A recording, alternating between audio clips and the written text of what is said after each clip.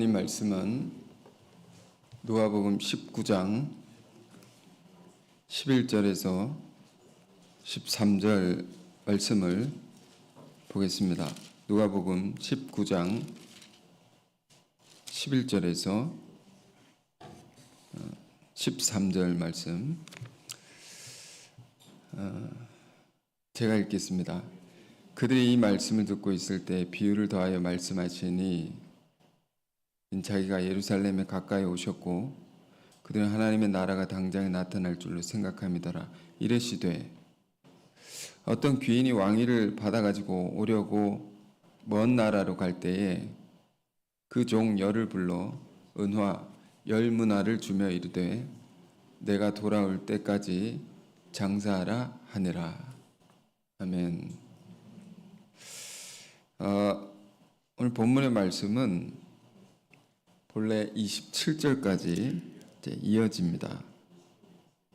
예수님께서 직접 주신 문화의 비유에 관한 것인데 너무 길어서 이 앞부분만 읽었습니다.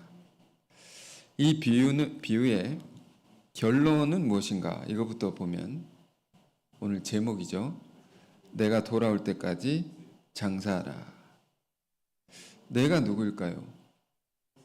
예수님의 비유를 보면 왕위를 받아가지고 오시는 분, 다시 오실 주님에 대한 것입니다. 재림에 관한 것입니다. 또 내가 돌아올 때까지 장사하라. 장사는 뭐 하는 것입니까? 비즈니스 뭐 하는 것입니까? 이윤을 남기는 것이죠. 잘 장사한다는 것은 많은 이윤을 남기는 것입니다. 자, 이게 누구에게 하는 말입니까? 10명의 종들에게, 은화 한 문화씩 나누어 주었던 종들에게 하는 말이죠. 그러니까 한 문화를 주니까 이것을 받아가지고 열심히 장사하라라고 말하는 것입니다. 그럼 이 종들은 누구를 가리키는 것일까요? 비유니까 주님이 주신 귀한 것을 맡은 자들이죠. 이 시대의 사명을 맡은 자들이고, 직접적으로 보면 당시 유대인들, 유대 선민들을 가리키는 것이기도 하고, 또 이 말씀을 함께 듣고 있는 예수님의 제자들일 수도 있겠죠. 오늘날에는 이 종들이 누구입니까? 예수 믿는 우리 한 사람 한 사람 그리스도인들입니다. 우리가 주님의 재림을 기다리며 열심히 장사해야 된다. 오늘 설교가 끝났습니다. 저는 지난주에도 고린도서를 계속 묵상을 했는데요. 금요일 새벽에는 고린도전 12장을 다시 보게 됐습니다. 12장을 보면서 은혜가 되었는데요.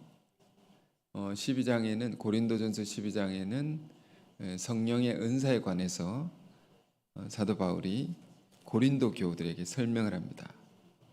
형제들아, 너희들은 세상 사람들이 갖지 못한 신령한 것을 가진 자들이니라 라고 말합니다. 그 신령한 것이 뭐냐? 은사라고 했습니다. 헬라 원어로 카리스마인데요. 너희는 다 카리스마를 가진 자들이다. 이 카리스마라는 말 속에는 거저 주신 선물이란 뜻이 담겨 있습니다. 주님께서 우리에게 선물로 주신 귀한 것입니다. 이것을 주의 종들, 예수 믿고 부름받은 자들은 다 받았다는 것입니다. 성령께서 믿는 사람들 각 사람에게 누구도 예외 없이 은사를 다 주셨다. 이 은사라는 것은 너무 귀한 것이라는 겁니다. 세상 사람들이 받지 못하는 거죠. 다 주셨다라는 것이 중요한 것입니다. 그렇다면 우리가 이 말씀을 들을 때 적용을 하죠. 그럼 나에게 주신 카리스마 은사는 무엇인가? 이런 걸 생각해 보길 원합니다. 다시 생각해 보십시오.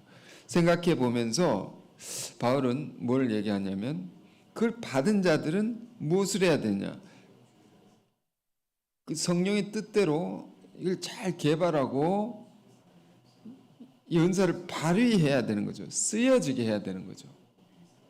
그걸 통해서 주의 몸된 교회를 섬기고 하나님의 영광을 드러내며 살아야 된다는 거죠. 그 말씀을 이렇게 묵상하는데 오늘 이 말씀도 함께 생각이 나서 여러분과 나누게 된 것입니다. 내게 주신 은사가 있지. 여러분들 생각해 보십시오. 내게만 주신 고유한 너무도 귀한 은사가 있는 것입니다.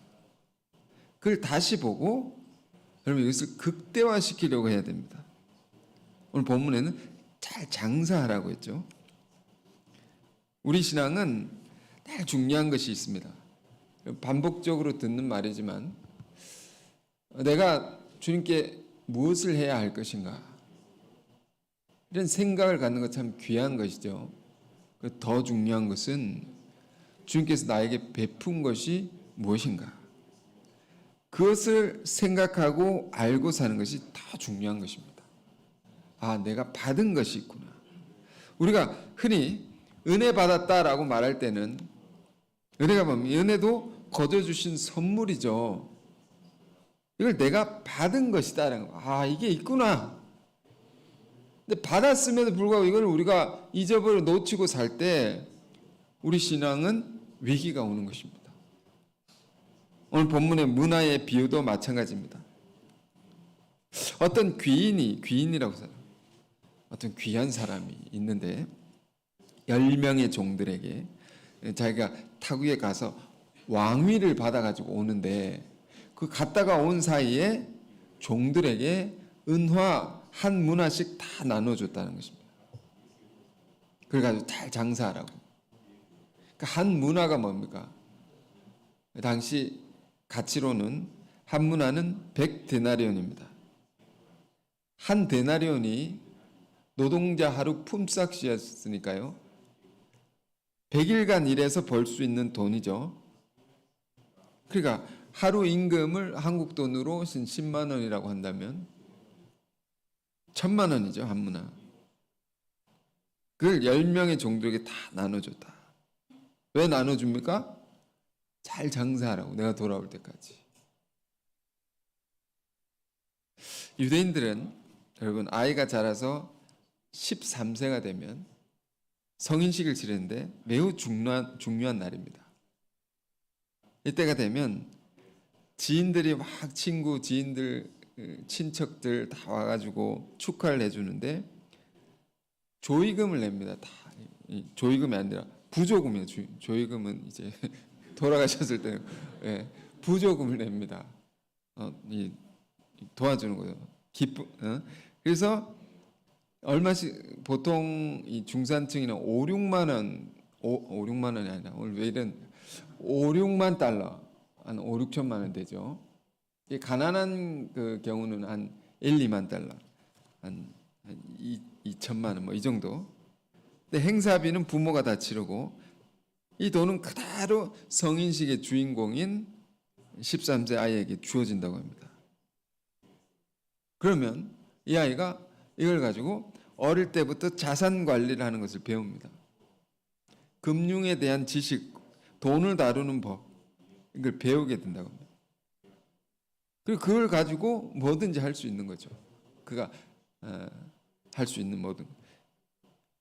그래서 13세가 되면 뭔가에 투자하고 새로운 일에 도전할 수 있는 시드머니를 갖게 되는 것입니다. 참 훌륭한 전통이죠. 우리도 그런 날이 올 줄로 믿습니다.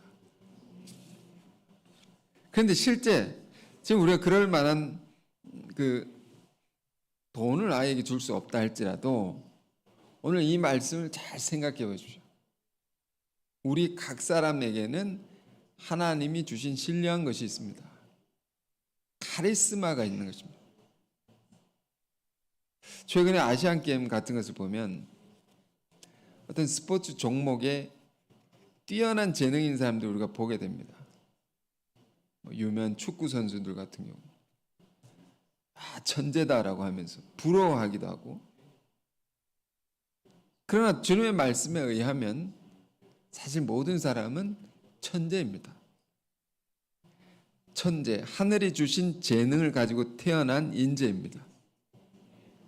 다 모든 사람이. 성경 그것을 우리에게 말해주고 있습니다. 오늘 본문도 예수님의 비유도 다 하나씩 주셨다는 거죠. 다 있다는 거죠, 여러분 안에. 이것을 우리가 잘 깨닫고 사는 것이 중요한 것입니다. 물론 한 분야에 내가 잘한다고 할지라도 나보다 더 잘하는 사람이 있을 수 있습니다. 그 능력에 차이가 있을 수 있습니다. 그런데 다른 면에서는 나보다 그 사람보다 내가 더 잘하는 것이 있을 수 있습니다. 그러니까 같은 조건에 놓고 같은 시간에 비교를 하니까 차이가 있어 보이는 것이지,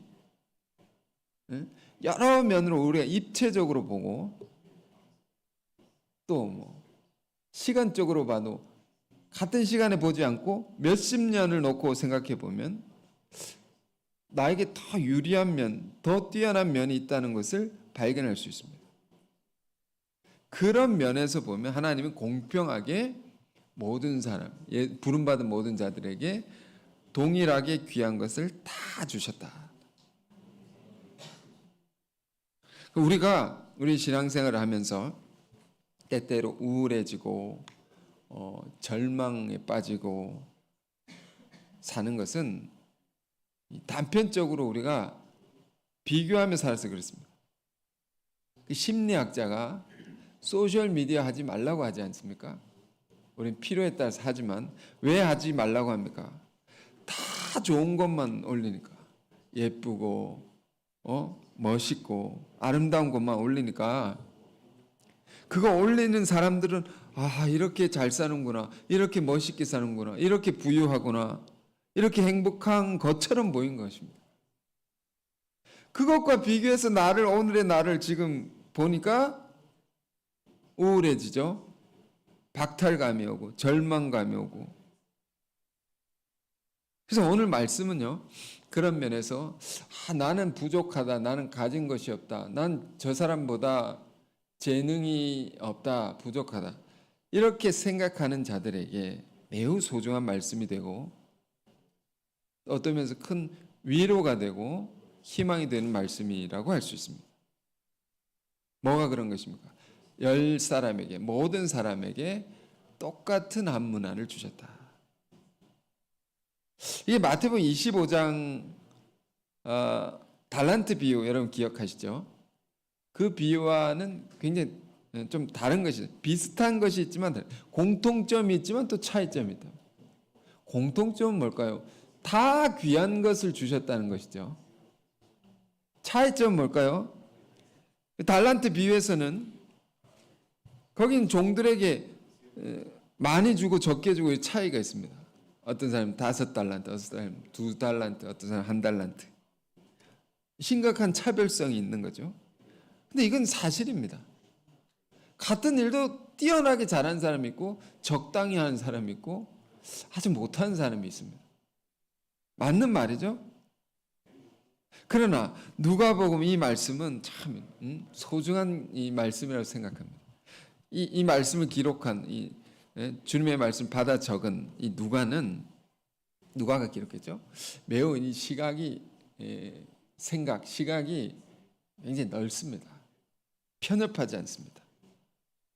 마태복음은 유대인을 위한 복음서라고 했죠.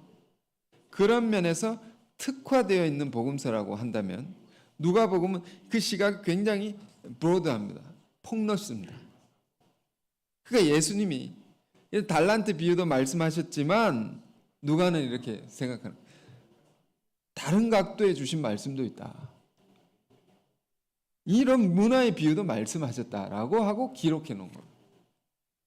분명한 우리 안에 차별이 있지만 이걸 입체적으로 우리가 보면 결국엔 다 같이 귀한 것을 주신 것이다. 가인 방명이라는 말이 있습니다.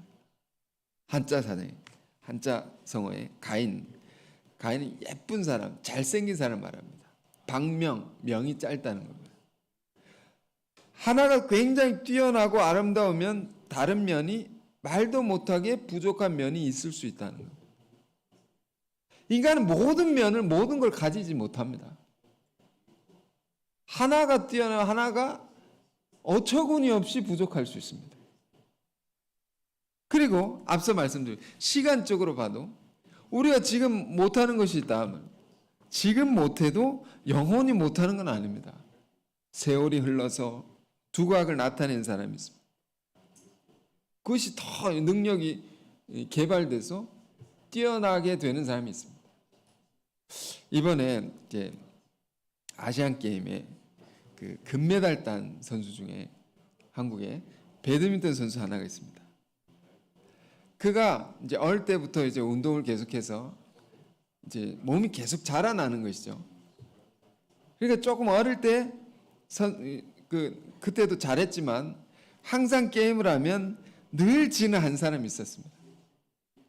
다 이겨도 그 사람은 못 이기겠는 겁니다. 큰 대회 나갈 때마다 그 사람에게 무너지고 계속 그럴 것만 같았는데 점점 몸이 자라나고 체력이 길러지고 기술이 계속 올라가는 겁니다. 끊임없이 노력을 하니까 그걸 개발하니까요.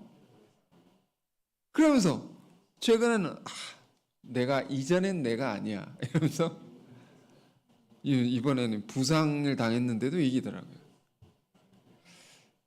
자, 제가 왜 이런 말씀? 우리가 입체적으로 생각해야 됩니다. 조금 어려우면 통시적으로 한 시점만 놓고 생각하지 말고 긴 시간을 두고 생각을 해야 됩니다. 오늘 못한다고 해도 내일 잘할 수 있는 것입니다. 왜 이런 말씀 드린가? 오늘 말씀과 깊은 연관이 있는 것입니다. 우리가 예수를 믿고 부름을 받았지만 부름 받은 자들 안에 참 문제가 되는 한 가지가 있는 것입니다. 열심히 주님의 은혜를 받아가지고 열심히 살아야 할 텐데 자꾸 우리 힘이 빠지고 어떤 경우 우울하게 되고 일을 하다 낙심하게 되는 중요한 요인이 되는 것이 있습니다. 뭘까요? 시기 질투심입니다. 비교를 하면서 상대적으로 남을 비교하면서 나를 평가하는 참 못된 습관 같은 것이 있습니다. 저 사람 이런데 나는 왜 이래? 저 사람 나보다 잘하면 안 되는데 막 이런 생각을 갖고 이게 우리 안에 들어오게 되면 이 성령의 생각이 아니죠. 이런 것이 우리 안에 들어오게 되면 우리 안에 담아두신 귀한 은사를 그걸 개발하지도 않고 발휘하지도 않고 쓰임받으려고 하지도 않게 되는 겁니다. 오늘 비유의 표현으로 보면 귀한 것을 받았음에도 열심히 장사하지 않게 되는 겁니다. 하나님의 우리가 부름받을 때는 그냥 아무렇게나 부름받지 않았습니다. 예지예정이라고 하죠. 하나님은 우리의 모든 것을 아시고 정하시고 부르셨습니다. 정하신 것은 놀라운 계획입니다. 놀라운 뜻과 소망으로 우리가 부름받았음에도 불구하고 그런 우리에게 놀라운 은사, 아주 특별하고 고귀한 것을 담아주셨음에도 불구하고 이런 것들이 걸림이 돼서 주신 것을 가지고 장사를 안 하는 겁니다. 이건 우리 인생 전체에 대해서 주는 아주 중요한 비유라고 할 수 있습니다. 또 이 비유를 통해서 우리 안에 깊은 문제를 발견할 수 있습니다. 왜 내가 열심히 살지 않는가? 이 걸림이 되는 뭔가가 있는 거죠. 그것 때문에 사명도 잃어버리고 시간도 잃어버리고 은사도 흐려지고 히브리서 2장 1절에 보면 이런 표현이 있습니다. 흘러 떠내려간다고. 무의미한 일상을 살아간다. 주님이 주신 것과 관계없이. 그러니까 우리가 오늘 누가복음 19장 문화의 비유를 통해서 무엇을 주목해야 됩니까? 이 차별성이 있지만 그것을 주목하지 말고 균등성, 동일하게 우리에게 주신 귀한 것들을 우리는 정말로 주목해야 됩니다. 사명도 그렇습니다. 우리 예수 믿는 모든 자에게 주신 공통의 사명이 있죠. 대사명이라고 합니다. 땅 끝까지 이르러 내 증인이 되라. 만민에게 복음을 전파하라. 함께 이루어가야 할 사명입니다. 있지만 그것을 이루기 위해서 각자에게 주신 자기 사명이 있는 겁니다. 나에게만 주신 사명이 있단 말이에요. 아주 고유한 것입니다. 음악을 통해 하나님의 영광을 돌리는 자가 있는가 하면 가르치는 것을 통해 하나님의 영광을 돌리는 사람이 있죠. 정말 비즈니스 통해서 하나님의 영광을 돌리는 사람이 있고, 글을 쓰는 것으로 영광을 돌리는 사람이 있고, 꼭 이런 은사가 아니더라도 어떤 사람의 말을 잘 듣는 사람이 있습니다. 이게 굉장히 귀한 은사입니다. 잘 듣기만 하는데도 많은 사람들이 그를 찾습니다. 내 마음에 고통이 있고 상처받은 사람들이 막 혼자 와서 쏟아놓고 갑니다. 너무 고맙다고. 듣기만 했는데 그냥 위로받고 갑니다. 아, 이것도 은사구나 라고. 아주 귀한 은사구나 라는 생각을 했습니다. 어떤 사람은요, 매일 정한 시간에 어김없이 나타나는 사람이 있습니다. 이거 귀한 은사입니다. 몇 번 얘기했지만 오늘 한 번 더 말씀드릴게요. 새벽 기도의 방송, 그 형제 없으면 불가능합니다. 이건 말도 못하기 귀한 은사입니다. 어김없이, 정말로 비가 오나 눈이 오나, 이건 정말 증거하고 싶습니다. 그런데 우리 한 사람 한 사람에게 이런 것이 없는 사람이 없다. 여러분, 이건 굉장히 위로죠. 위로입니다. 어떤 사람은요, 보이지 않는 곳에서 일하지만 그 분야에 독보적인 기술을 가진 사람이 있습니다. 저기 뒤에 있는 사람도 포함해서요. 근데 잠언서 읽다가 이런 말씀이 있더라고요. 잠언서 22장 29절에. 이게 굉장히 인상적이었습니다. 잠언서 22장 29절에 이런 말씀이 있습니다. 네가 자기의 일에 능숙한 사람을 보았느냐? 이러한 사람은 왕 앞에 설 것이요 천한 자 앞에 서지 아니하리라. 항상 중요한 모임을 보면, 큰 모임을 행사를 하면 1순위로 부름받는 사람들이 있습니다. 이런 사람이 있습니다. 제발 도와달라고 좀 높은 사람들이 읍소를 합니다. 이렇게 제발 도와주세요. 그런 거 보면서 어떤 때는 저도 저 사람이 나보다 귀하구나 이런 생각이 듭니다. 부럽구나. 그러니까 여러분, 다른 사람이 가진 것이 내 안에 없다고 해서 난 덜 가치로운 사람이야 생각하지 마십시오. 하나님 앞에는 잘난 사람, 못난 사람 없는 겁니다. 다 귀합니다. 왜? 다 귀한 것을 주셨기 때문에 귀한 겁니다. 마태복음 5장 45절에는 또 이런 말씀인데, 그 후반에 이런 말씀입니다. 5장 45절에. 후반에 이는 하나님이 그 해를 악인과 선인에게 비추시며 비를 의로운 자와 불의한 자에게 내려주심이라. 해와 비, 그래서 하나님의 놀라운 은총과 자비를 상징합니다. 모든 사람에게 똑같이 내려주신다. 이게 얼마나 위로가 됩니까? 우리 안에 스스로가, 여러분, 죄인이라고 생각하는 사람 너무 많습니다. 예수 믿고 나서도 죄책에 사로잡혀 있는 사람 너무 많습니다. 사역자는 포함해서요. 하나님의 일꾼들이 너무 이런 걸 많이 갖고 내가 잘못 살았다. 잘못 살 수도 있죠. 그건 회개해야 되죠. 내가 이러면 안 되는데 막 스스로는 자기를 너무 작게 보고. 그러나 우리는 늘 기억해야 됩니다. 이 말씀도 하나님의 자비는 여전히 모두에게 동일하게 베풀어지고 있다. 하나님과 모든 인간의 사이는 이 거리 하나님과의 나의 거리는 모든 사람들이 같은 거리에 있는 것입니다. 제가 하나님과 더 가까운 게 아닙니다. 여러분과 나와 저랑 똑같은 거리에 있는 것입니다. 그러니 하나님을 찾으면 그 자비를 받을 수 있는 겁니다. 하나님께 구하면 모든 사람이 그 은총을 입을 수 있는 겁니다. 구하지 않으면 못 받는 거죠. 그러니까 우리가 때때로 절망을 느끼고 고통스러운 것은 저 사람에게는 가깝다 하나님이, 나는 멀다라고 느끼기 때문에 아니다 그렇게 보일 것 같이 보일지라도 그게 아니다 말이야. 사람도 성격도 그렇습니다. 성격이 별별 성격이 다 있죠. 어떤 사람은 감정적으로 변덕이 심한 사람이 있습니다. 아침 저녁으로 아침에도 몇 번 힘들죠.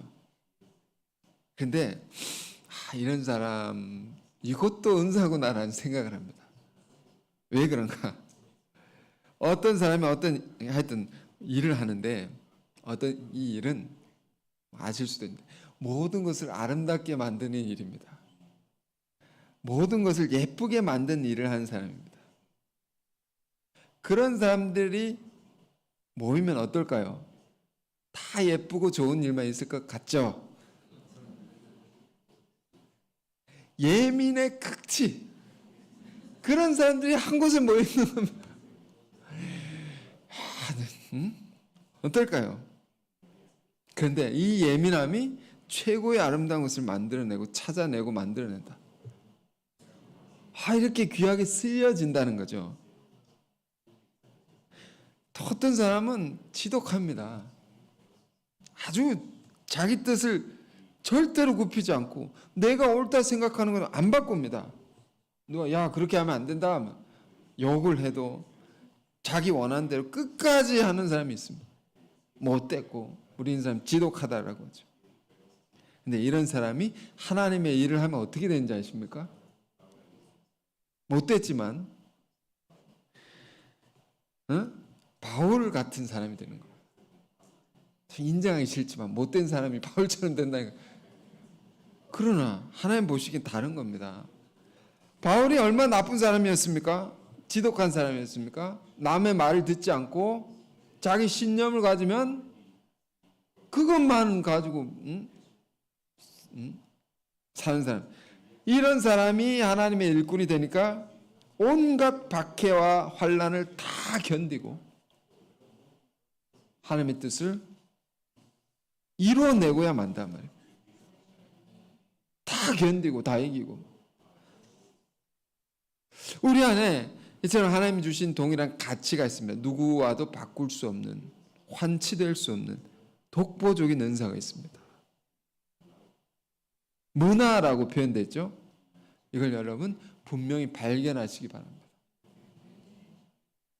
그리고 그걸 가지고 열심히 장사하십시오.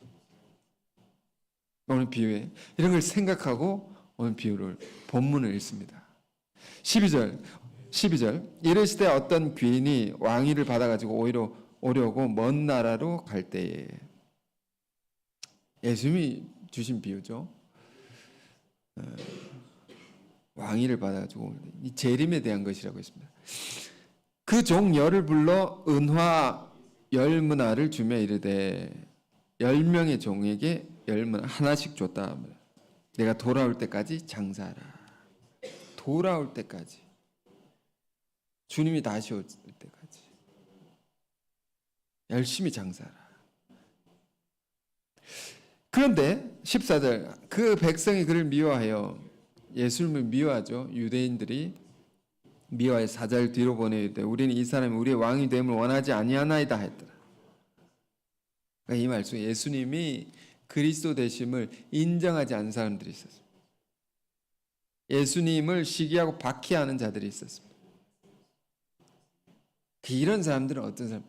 늘 비판하고 늘 부정적으로 말하고 늘 남을 깎아내리고 잘하는 사람 걸림이 되게 만들고 자기가 받은 것을 가지고 열심히 장사하지 않는 겁니다. 나중에 27절을 보면 이런 사람 다 죽임을 당합니다. 우선 심판의 비유죠. 자, 좀 더 보겠습니다. 15절 귀인이 자 장사하라 하고 갔습니다. 귀인이 왕위를 받아가지고 돌아와서 은화를 준 종들이 각각 어떻게 장사했는지를 알고자 하여 그들을 부르니 중요한 말씀입니다. 귀인이 왕위를 받아가지고 돌아왔다는 겁니다. 주님의 재림과 하나님의 나라의 성취는 틀림이 없다. 안 그럴 것 같지만 틀림이 없다. 하나님이 약속하신 대로 꼭 이루시는 분이다. 근데 문제는 이겁니다. 은화를 준 종들이 각각 어떻게 장사했는지를 왕이 알고자 하여 다 부른다는 겁니다. 어떻게 장사했느냐. 내가 너에게 맡기고 장사하라 했는데 어떻게 장사했느냐 다 부른 것입니다. 왜 부를까요? 결산하는 거죠. 여러분 우리의 인생이 이것을 진정으로 기억하고 살 때 허송세월하지 않을 수 있습니다. 우리가 이것을 기억하고 살 때 엉뚱한 것에 빠져 살지 않습니다. 이것을 우리가 기억하고 살 때 열매 없는 일에 어두운 일에 빠져 살지 않습니다. 결산할 때가 온다. 우리의 인생은 왜? 우리에게 귀한 것을 맡겼기 때문입니다. 그들을 부르니 16절 그 첫째가 나와 이르되 주인이여 당신의 한 문화로 10문화를 남겼나이다. 자, 우리 이런 인생 되길 원합니다. 자기가 받은 것에 10배를 남겼습니다. 이거 보면서 우리는 생각해야 됩니다. 정말 기도해야 됩니다. 주님 나에게 주신 은사가 있는데 이거는 내가 10배를 남길 수 있는 방법은 무엇입니까? 우린 끊임없이 기도하고 이렇게 할 수 있도록 우리가 살아야 되는 거죠. 그러니까 주인이 이르되 17절 잘하였다 착한 종이요 네가 지극히 작은 것에 충성하였으니 중요합니다. 지극히 작은 것에 충성하였으니 10골 권세를 차지하라. 자 여기 보면 한 문화로 10배를 남긴 사람이 그렇게 할 수 있었던 중요한 삶의 자세가 있는 겁니다. 지극히 작은 것에도 충성했다는 것입니다. 자기가 맡은 것을 정말 소중히 여긴 것이죠. 그걸 소중히 여기고 주신 이의 뜻을 따라서 열심히 그것으로 장사를 했다. 많은 것을 남기려고 했다. 그랬더니 칭찬을 받으면서 네가 10골 권세도 차지하라. 이것도 가져라. 잘하니까 더 잘하게 하는 거죠. 가로막는 게 아니라. 18절 둘째가 와서 이제 주인이여 당신의 한 문화를 5문화로 만들어나이다. 자, 이 사람도 10배는 아니지만 5배를 남겼습니다. 열심히 한 거죠. 그도 받은 것으로 충성을 한 겁니다. 그러니 19절 주인이 그에게도 이르되 너도 5골을 차지하라. 너도 이거 더 큰 것 가져라. 더 잘해보라. 그런데 20절 또 한 사람이 와서 이제 주인이여 보소서 당신의 한 문화가 여기 있나이다. 내가 수건으로 싸두었나이다. 이게 문제죠. 우리가 이런 사람이 되면 안 된다는 교훈이죠. 왜 수건으로 싸두었을까요? 이 사람은 왜 열심히 장사를 안 했을까요? 여러분 우리가 주의 은혜를 받고 주님의 은사를 받고 열심히 살지 않게 하는 요인은 무엇일까요? 이 사람이 이렇게 대답합니다. 21절에서 24절. 자, 이것은 제가 여러분 이해가 잘 안 되실 것 같아서 좀 쉬운 번역으로 준비를 해봤습니다. 공동 번역인데 좀 쉽게 풀어 쓴 번역인데, 네. 21절 이렇게 됐습니다. 여러분이 가진 성경과 비교해 보십시오. 주인님은 지독한 분이라서 맡기지도 않은 것을 찾아가시고 심지도 않은 데서 거두시기에 저는 무서워서 이렇게 했습니다. 제가 왜 장사하지 않고 쌓아두었냐면요, 주인님은 야 가져와, 맡기지도 않으시고 달라고 하면 곧바로 줘야 하는 그런 무서운 분이라 생각해서 제가 이 달라고 하실 때 하나라도 드릴 게 있어야 하기에 이걸 잘 붙들고 있었습니다. 달라 하실 때 하나도 없으면 크게 혼이 날 것 같아서 제가 잘 붙들고 있었습니다. 이렇게 말합니다. 이 말을 들은 주인이, 잘 보십시오. 이 말을 들은 주인이 이렇게 말합니다. 이 몹쓸 종아, 나는 바로 네 입에서 나온 말로 너를 벌 주겠다. 네가 한 말로 벌을 주겠다. 내가 맡기지도 않은 것을 찾아가고 심지도 않은 것을 거두는 그런 지독한 사람, 못된 사람, 깡패 같은 사람으로 네가 생각했단 말이지. 그렇다면 너는 왜 내 돈을 돈 쓴 사람이 은행에 맡겨가 구워주지 않았느냐. 그랬으면 내가 돌아와서 이자까지 붙여서 원금을 돌려받을 수 있지 않았겠느냐 하면서 호통을 쳤다. 이게 무슨 말인지 이해가 되십니까? 제가 이 말씀이 이해가 안 돼서 얼마나 많이 받는지 모릅니다. 그래, 네 말대로 그래 내가 얘기를 해보겠다. 네 말이 얼마나 잘못된 말인지. 내가 그렇게 달라고 할 때 바로 줘야 되는 깡패 같은 사람이라고 생각해. 그래, 그렇다고 하자. 그럼 내가 달라고 할 때 많이 줘야지. 많이 줘야 돼. 그 돈 불린 사람에게 빌려줘서 이자까지 벌어서 나에게 줘야지. 네가 정말로 나를 무서운 사람이라 생각했다면 돈을 불려서 더 나에게 갖다 바쳤을 것이다. 그런데 그렇게 하지 않았다는 거죠. 이 말은 네 말이 거짓말이다. 네 말은 핑계다 말입니다. 응? 이 말 속에는 두 가지가 있습니다. 네가 나를 그렇게 본 것은 네가 잘못 생각하지. 내가 맡기지도 않고 달라 하느냐? 내가 줬잖아. 은사, 응? 한문화를. 내가 깡패 같은 사람도 아닐 뿐더러 네가 나를 그런 사람으로 무서워한 것도 정말 아니다. 정말 무서워서 그렇게 장사 안 한 것도 아니다 말이야. 네 말이 틀린 말이다 말이야. 그러면서 24절 그 자리에 서 있던 사람이 저자의 그 말을 빼앗아 10개 가진 사람에게 줘라. 네 것까지 빼앗아 저 사람에게 줘라. 많이 남긴 자에게. 그러니까 25절에 그들이 이르되 주여 그에게 이미 10문화, 저 사람은 이미 10개나 있는데요. 주인이 이르되 내가 너에게 말하노니 무릇 있는 자는 받겠고 없는 자는 그 있는 것도 빼앗기리라. 왜 그럴까요? 생각해 봐야 됩니다. 왜 그럴까요?